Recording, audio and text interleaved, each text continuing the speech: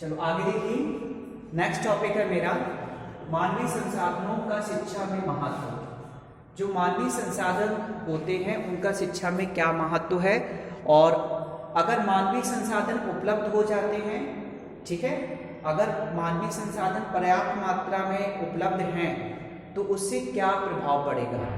ठीक है, ठीक है, क्या प्रभाव पड़ेगा, ये चीज़ हमें यहाँ पे आज पढ़ना है कि मानवीय संसाधन अगर हमारे पास उपलब्ध हैं, ठीक है, और उनका अगर हम प्रयोग करते हैं और बेहतर तरीके से प्रयोग करते हैं, बेहतर का मतलब उचित तरीके से, है ना। कुछ ऐसे व्यक्ति भी होते हैं जिनको जानकारी नहीं होती है, फिर भी वो संसाधनों का प्रयोग करते हैं और वो गलत तरीके से प्रयोग करते हैं और उसका परिणाम गलत हो जाता है फिर, ठीक है। लेकिन हमें क्या करना है, हमें मानवीय संसाधनों का प्रयोग करना सीखना है, और कैसे सीखना है, बेहतर तरीके से, ताकि वो हमारे जीवन में हमारे लिए उपयोगी हो, ठीक है, हमारे जीवन में उपयोगी हो। जैसे मोबाइल है, एक संसाधन के रूप में है, मोबाइल है एक संसाधन के रूप में है, ठीक है। तो मोबाइल जब संसाधन के रूप में है तो हमें क्या कर, हम चाहें तो मोबाइल से शिक्षा प्राप्त कर सकते हैं, या हमें अगर जरूरत है तो हम मोबाइल से कुछ भी शिक्षा से संबंधित जो भी जानकारी है वो हम प्राप्त कर सकते हैं। YouTube से हम शिक्षा प्राप्त कर सकते हैं। YouTube में ढेर सारे वीडियो होते हैं, अगर हम चाहें तो शिक्षा प्राप्त कर सकते हैं YouTube से। ऑनलाइन क्लासेस हम मोबाइल से ले सकते हैं, एक संसाधन के रूप में है मोबाइल। लेकिन अब जिन्हें मोबाइल का उपयोग करना ना आता हो, मोबाइल का प्रयोग करना जिन व्यक्तियों को ना आता हो, तो वो उसका गलत इस्तेमाल करते हैं, गलत तरीके से करते हैं, गलत तरीके से, जैसे फिल्म देखने में, गाना सुनने में, है ना, चैटिंग करने में, बातचीत करने में, वीडियो बनाने में, है ना, फेसबुक चलाने में, तो हम उसका गलत तरीके से प्रयोग करते हैं। तो हमें क्या करना है कि जो संसाधन है, शिक्षा के क्षेत्र में जो संसाधन है, हमें उन्हें बेहतर तरीके से क्या करना है, प्रयोग करना है। और किस में करना है, शिक्षा के क्षेत्र में करना है, ताकि वो आपके जीवन के लिए उपयोगी हो। समझ गए ना, कोई भी संसाधन हो, ऐसा नहीं गलत तरीके से किसी भी संसाधन का हमें प्रयोग नहीं करना है, ठीक है, समझ गए। तो यहाँ पे पहला पॉइंट हमारा जो दिया है वो क्या दिया है, फर्स्ट पॉइंट में दिया है मानवीय संसाधन से व्यक्ति के व्यक्तित्व का विकास होता है। मानवीय संसाधन से क्या होता है, मानवीय संसाधन से व्यक्ति के व्यक्तित्व का विकास होता है। समझ गए, व्यक्ति के व्यक्तित्व का मानवीय संसाधन, यानी कि आपको क्या करना चाहिए, अपने व्यक्तित्व का विकास हम कैसे कर सकते हैं, ये चीज सबसे पहले हमें समझना है। अपने व्यक्तित्व का, अपनी हम पर्सनालिटी को कैसे डेवलप कर सकते हैं। तो पर्सनालिटी को डेवलप करने के लिए हमें क्या करना होगा, सबसे पहले तो हमें अपनी पर्सनालिटी को डेवलप, सबसे मेन चीज तो बात करने का तरीका सीखना है, बैठने का तरीका सीखना है, चलने का तरीका सीखना है, कपड़े पहनने का तरीका सीखना है, पढ़ने लिखने का तरीका, ये पर्सनालिटी डेवलपमेंट है, होल पर्सनालिटी। समझ गए ना, ऐसे नहीं कहीं पे भी जा रहे हो फटे कपड़े पहन के चले गए, कहीं पे भी जा रहे हो वही गंवार सी भाषा का यूज कर रहे हो गांव की, कहीं पे भी जा रहे हो तो हर चीज देखा, मूवमेंट हर चीज देखे, आप किस तरीके से चलते हैं, किस तरीके से बातचीत करते हैं, है ना, किस तरीके के कपड़े पहनते हैं।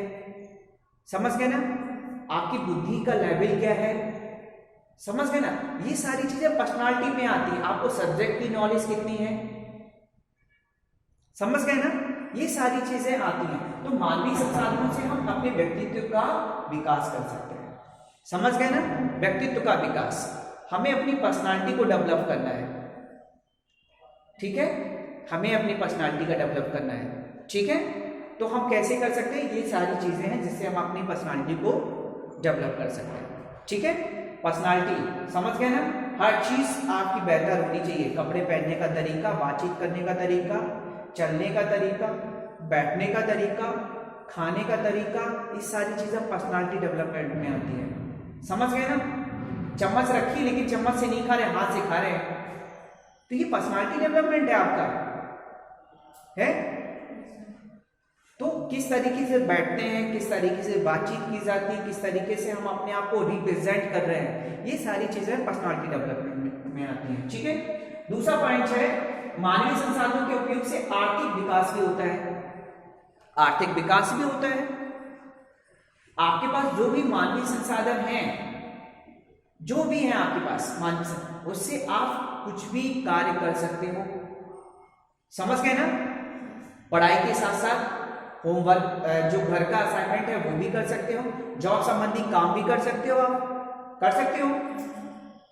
अगर आपके पास लैपटॉप है तो किसी भी व्यक्ति का फॉर्म भर सकते हो, कोई भी ऑनलाइन काम कर सकते हो, जिससे आपका क्या होगा, आर्थिक विकास ही तो होगा। होगा कि नहीं होगा?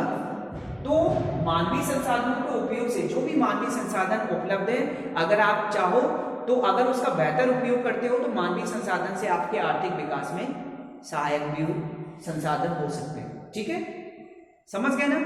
तीसरा पॉइंट है मानवीय संसाधन के उपयोग से देश, राज्य और समाज का विकास होता है। सबसे पहली बात तो हम अपना विकास करते हैं।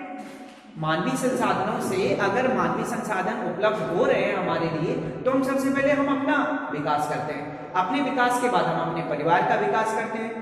जब हम परिवार का विकास हो जाता है तो हमारे समाज में जो व्यक्ति होते हैं हम उनका विकास करते हैं।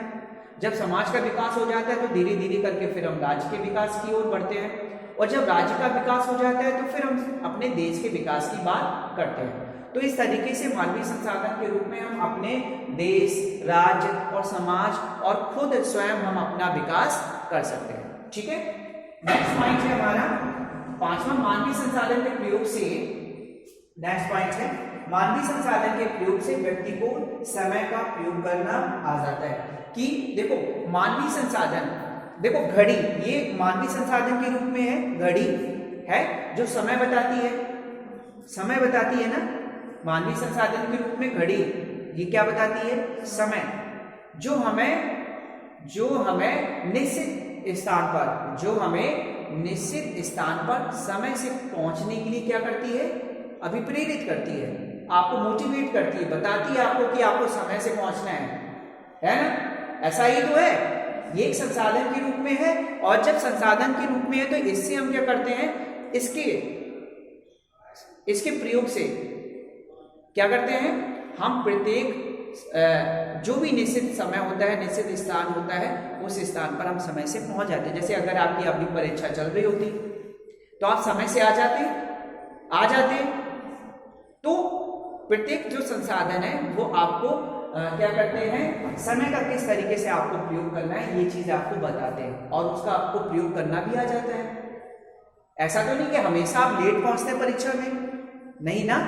ठीक है, तथा व्यक्ति समय को बचाकर, अगर आप संसाधनों का प्रयोग कर रहे हैं, जैसे संसाधन के प्रयोग में, जैसे एक नॉर्मल सी बात अगर मैं बताऊं, पहले व्यक्ति को एक स्थान से दूसरे स्थान तक पहुंचने में कितना समय लगता था, प्राचीन काल में बहुत ज्यादा समय लगता था, क्योंकि व्यक्ति पैदल चलता था, पैदल चल के जाता था। फिर धीरे धीरे करके उसने संसाधन जुटाए, बैलगाड़ी है ना, बैलगाड़ी से या जो भी उस समय संसाधन थे उससे जाना स्टार्ट किया, है ना। फिर धीरे धीरे करके व्यक्ति साइकिल से फिर ट्रैक्टर से फिर बाइक से फिर कार से फिर, है ना, ट्रेन से फिर बुलेट ट्रेन, फिर एरोप्लेन। संसाधन ही तो है ये, है ना। एक समय था जब हमें एक स्थान से दूसरे स्थान पर पहुंचने में हमें 1 दिन का समय, 2 दिन का, 3 दिन का, 15 दिन का भी समय लगता था, और आज हम घंटों में पहुंच जाते हैं ना। तो संसाधन से ही तो है, और जब हम संसाधनों का प्रयोग करें तो कहीं ना कहीं हमारे पास समय की बचत होगी, और वो जब समय की बचत होगी तो हम उसका सदुपयोग कहीं ना कहीं कर सकते हैं ना। यानी कि व्यक्ति जो समय बचा रहा है उसे ज्ञानार्जन के क्षेत्र में भी प्रयोग कर सकता है। ठीक, समझ में आया यहाँ तक? ठीक है ना, आगे लिखिए। नेक्स्ट पॉइंट है, जिस प्रकार शिक्षा का उद्देश्य क्या होता है, जिस प्रकार शिक्षा का प्रयोग होता है जीविकोपार्जन, एक व्यक्ति का जीविकोपार्जन करना। ठीक है, हम क्यों पढ़ रहे हैं, हम इसलिए पढ़ रहे हैं ताकि हम पढ़ लिख के हम अपना जीविकोपार्जन चला सके। पढ़ लिख के क्या हम मम्मी पापा के सहारे ही बने रहेंगे? हाँ, हमें क्यों पढ़ाया जा रहा है, ताकि हम अपने पैरों पे खड़े हो जाएं, ताकि हम अपना जीविकोपार्जन स्वयं चला सकें, अपना पेट स्वयं पाल सकें, अपने लिए रोजगार उत्पन्न कर सकें। इसलिए तो लोग बाग हमें पढ़ा रहे हैं, इसलिए तो नहीं पढ़ा रहे कि पढ़ने के बाद फिर से मम्मी पापा के सहारे हो जाएंगे, उन्हीं से पैसे मांगेंगे, उन्हीं के साथ में रहेंगे, उन्हीं के साथ में उनका बोझ कम करने की जगह पे उन पे बोझ बन जाएंगे क्या? नहीं ना। तो शिक्षा का उद्देश्य होता है जीविकोपार्जन के योग बनाना, समझ गए ना? पढ़ने लिखने के बाद आपको रोजगार देना, ठीक है। ठीक उसी प्रकार मानवीय संसाधन का अगर हम उचित प्रयोग करते हैं तो उससे भी व्यक्ति अपना जीविकोपार्जन चला सकता है, ठीक है। समझ में आया? ठीक है ना।